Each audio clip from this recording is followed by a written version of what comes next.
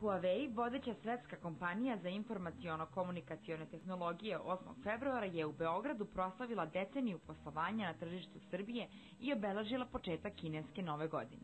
U prisustvu članova diplomatskog kora, poslovnih partnera, predstavnika medija i prijatelja, kompanija je premijerno otkrila i svoj novi simbol u srpskoj prestonici. Huawei znak sa 60 metara dužine, 12 metara visine, postavljen na jednoj od najprometnijih lokacija u Beogradu, predstavlja najveće Huawei obeležje tog tipa u Evropi.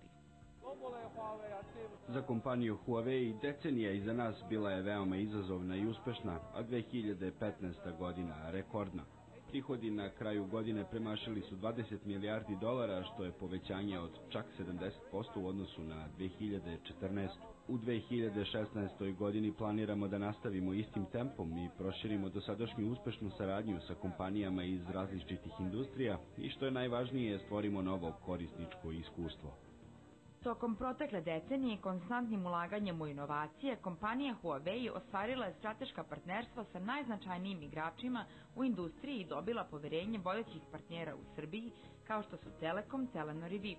Jedna od ključnih prednosti kompanije Huawei su napredne informaciono-komunikacione platforme i usluge koje brzo i efikasno odgovaraju na specifične potrebe. Prema podacima Nezavisne agencije za istraživanje tržišta, 94% ispitanika u Srbiji zna za Huawei brend i njihove proizvode, čime je kompanija još jednom potvrdila da je među poznatijim proizvođačima pametnih telefona. Isporukom 108 miliona pametnih telefona u 2015. godini, Huawei je postao prvi kineski proizvođač pametnih telefona koji je premašio cifru od 100 miliona prodatih jedinica.